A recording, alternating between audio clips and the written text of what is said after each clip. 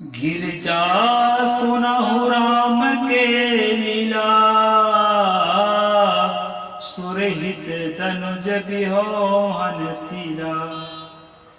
कुलिस कठोर निठुर सोई छाती, सुनि हरि चरित ना जो हर साथी। नमस्कार दोस्तों, मैं अविनाश दास वैष्णव कबीर यूट्यूब चैनल में आप सबका हार्दिक स्वागत करता हूँ।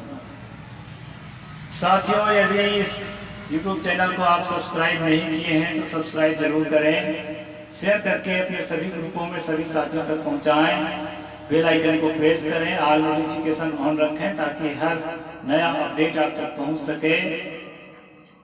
कमेंट करें दोस्तों और लाइक भी करें।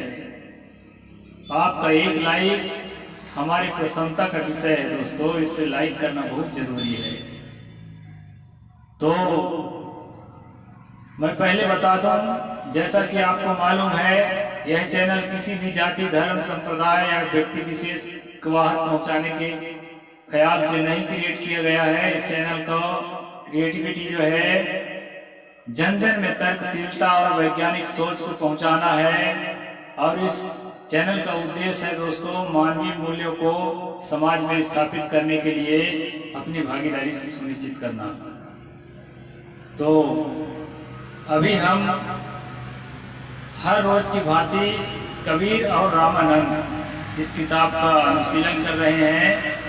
कल तक जो है हम लोगों ने कहाँ तक पहुंचे थे? कल तक दोस्तों हम लोगों ने पूछा था कि सती जो है जल करके मर गई, क्योंकि उसने राम की निंदा किया था तो उसको जल के मरना पड़ा। इतना भयंकर जो है उसको राम की निंदा के कारण कष्ट झेलना पड़ा। ये तुलसी की प्रतिक्रिया है निर्गुणी संतों पर जो राम को नहीं मानते उनके ऊपर। तो इस प्रकार जो है गिरजा सुनहु राम के लीला, सुरहित धनुष विमोहन लीला सीला।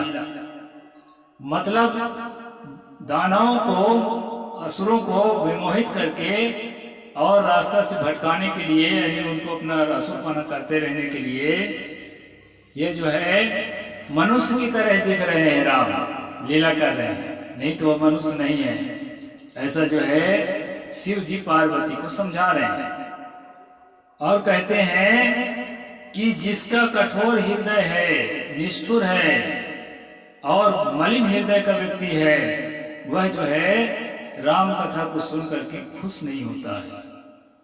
इस प्रकार दोस्तों यहाँ पर तुलसी गोसाई जो है सतगुरु कबीर और उसके समकक्षी जो है ना संत मूवमेंट चलाए थे, जिसमें ये राम वाम का कोई महत्व नहीं है, आत्म स्थिति का महत्व है, प्रेम का महत्व है, समता का महत्व है, मानवता का महत्व है। तो उससे बौखला करके तुलसी गोसाई ये सारी चीज लिख रहे थे। सतगुरु कबीर साहब ने कह दिया था साफ शब्दों में, दशरथ सुतती हो लो कहीं जाना, राम नाम का मरम है आना। सतगुरु ने कहा संसार के सब लोग दशरथ के पुत्र को संसार का परमात्मा करता धरता नियंता समझ रखे हैं, लेकिन मैं राम शब्द से जो सकारात्मक उच्चारण करता हूँ उसका मर्म कुछ और है। और वो मर्म क्या है दोस्तों? राम नाम निज जान के छाड़ देव वस्तु कोटि। सतगुरु ने कहा कि अपना ही नाम, ये कॉन्शियसनेस को, इस चेतना को अपना ही नाम राम ऐसा समझना चाहिए।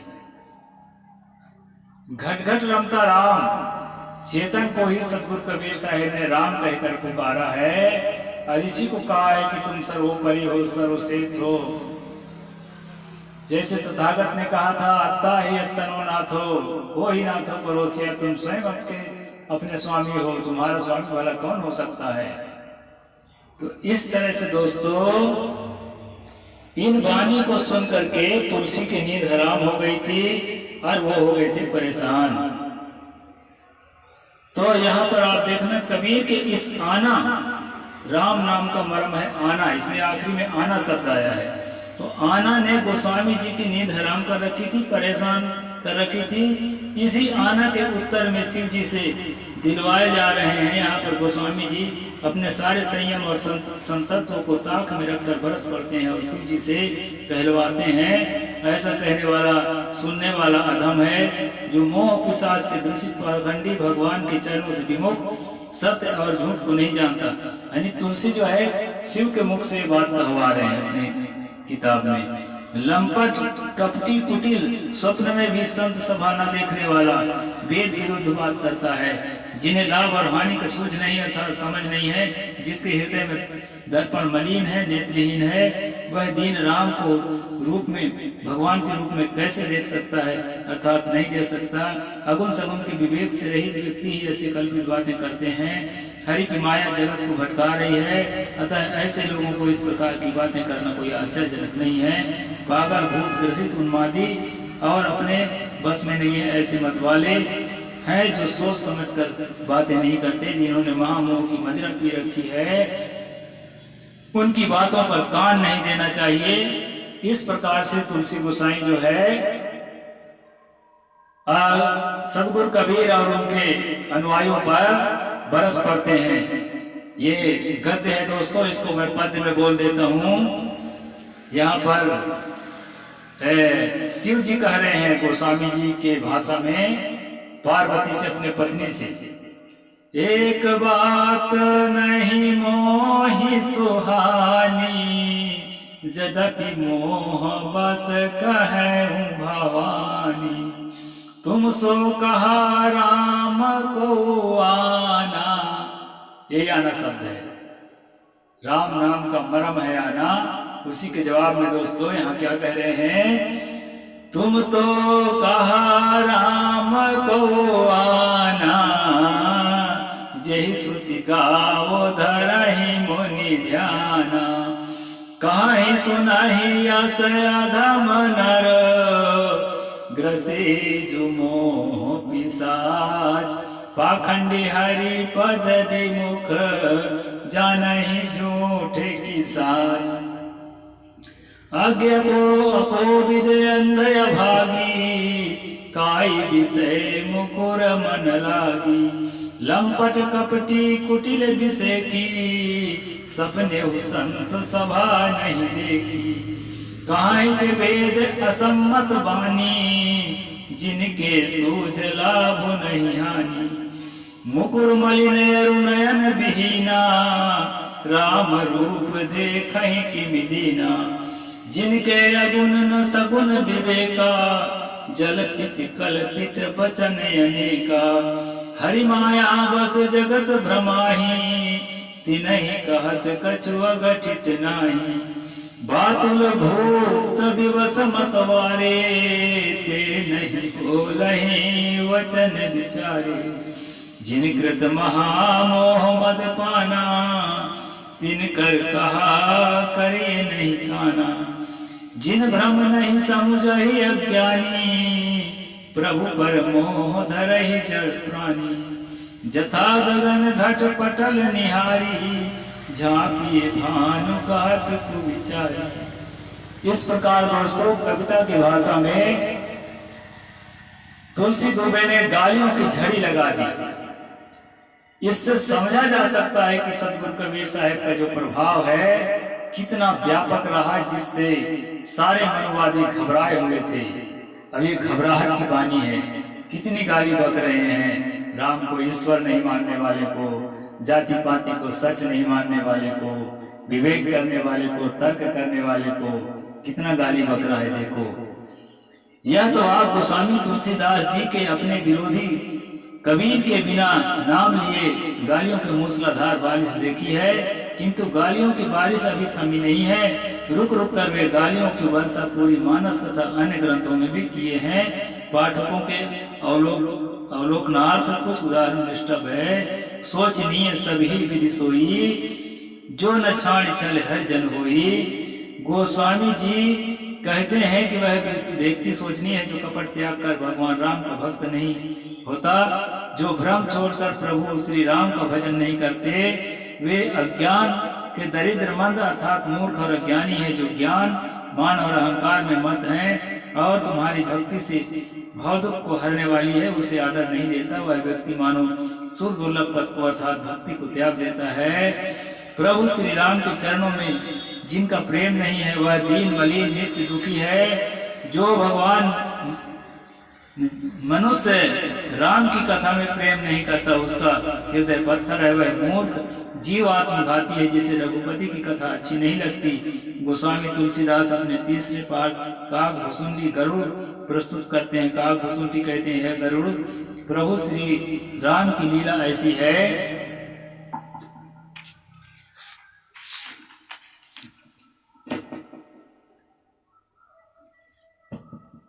हाँ राम की लीला ऐसी है, धनुजो अर्थात राक्षसों को विमोहित करती है और राम भक्तों को सुख देती है। जिसको बुद्धि भली नहीं है, विषयों के वशीभूत कामी तथा जो लोग भगवान राम पर मोह आरोप लगाते हैं, पीलिया रोगी दिग्भ्रमित मोहवश मिथ्याचारी मायावशी मंद बुद्धि अभागी और जिसके हृदय में ज्ञान का पर्दा लगा हुआ है, वे मूर्ख हठ पूर्वक संशय करते हैं और अपने अज्ञानता के कारण श्री राम पर अज्ञान का आरोप लगाते हैं। काम क्रोध मद लोभ रथ ग्रह शक्ति दुख रूप ते किमि जानहि रघुपति ही मूर्त परे तमकू। इस प्रकार दोस्तों मूर्ख और अनेक तरह के साहित्यिक भाषा में तुलसी गाली दे रहे हैं। मुझे लगता है आज के आरएसएस वाले होते तो जय श्री राम करके मैया बेटिया की गाली भी शुरू कर देते। उस समय थोड़ा सा शालीनता से गाली दिया है ये, लेकिन गालियों की झड़ी लगा दिया है। जो काम क्रोध लोभ मोह तथा दुख रूपी गृहस्थी को आसक्त है वे भला प्रभु राम को क्या समझेंगे, क्योंकि वो मूर्ख तो अंधरूप में पड़े हुए हैं। रामचंद्र की भक्ति के बिना जो लोग मोक्ष चाहते हैं वे चाहे जितना ज्ञानी हो वे बिना सीख के उसके पशु हैं। श्रुति संबति हरि भक्त पद संयुक्त विरत विवेक ते न चले न मोह बस कल्प ही पंथ अनेक पंथ बना लिए हैं और राम की भक्ति को छोड़ दिए हैं और मनु को नहीं मानते। इस प्रकार से जो है दोस्तों गालियों की झड़ी लगा रहा है तुलसी दुबे। गोस्वामी जी राम की भक्ति को श्रुति सम्मत कहते हैं, जो सत प्रतिशत सत्य है, क्योंकि वेदों में कहीं राम की कथा गंध तक नहीं है। फिर भी अपने विरोधी को मोह बस होने की बात कही है। जड़ सठ शब्द जो गोस्वामी जी की तकिया कलाम है कवितावली में, अपने विरोधियों को उन्होंने गधा सुअर कुत्ता तक कहने में संकोच नहीं किया। इनके पास गाली के अलावा कुछ नहीं है दोस्तों, ये गाली की परंपरा ही है। ये भारत की सम्यक संस्कृति से जस्ट अपोजिट है। पद पंकज मनुबम बनी पन ही धनु ही कर पंकज पान लिए लरिका संग डोलत खेलत है सरजू तट चौहट हाट दिए तुलसी यस बालक ते नहीं ने हो कहा जब योग समाधि किए नरवे खर सुकर स्वान समान कहा जग जो कौन लिए। यहाँ कह रहे हैं कि सरयू के किनारे खेलने वाला बच्चा को जो भगवान नहीं मानता और जब योग करता है विपश्यना करता है ध्यान करता है साधना करता है वो मूर्ख है, ऐसा तुलसी कह रहे हैं। उपरोक्त उदाहरणों से गोस्वामी जी 6 दर्शनों के अधिक गालियां दिए हैं। उनके अन्य ग्रंथों में यदि चुना जाए तो शायद शतक को भी पार कर जाए। उन्हें 100 से भी अधिक गाली इन्होंने दिया है सतगुरु कबीर साहेब को बिना नाम लिए। यह गोस्वामी तुलसीदास की निर्गुणी संतों पर प्रतिक्रिया। जब भी उनको कबीर साहेब आदि निर्गुणी संतों की याद आती तब तब वे सारे संयम और संतत्व खो करके उनको गरियाने लगते हैं। उनके मुख में गालियां उसी प्रकार बरसती है जिस प्रकार घनघोर काली घटा से मूसलाधार पानी। तो देखा दोस्तों सतगुरु कबीर साहेब का जो प्रभाव है उसको आप ये प्रोफेसरों के कलम से नहीं समझ सकते। ये किताबी कीड़े जो है ना यही बताते हैं कि कबीर साहेब जो है दोहा चौपाई लिखते थे कागज कलम धर के किनारे बैठ के। ये किसी से लिखवाते थे, पढ़े लिखे थे नहीं।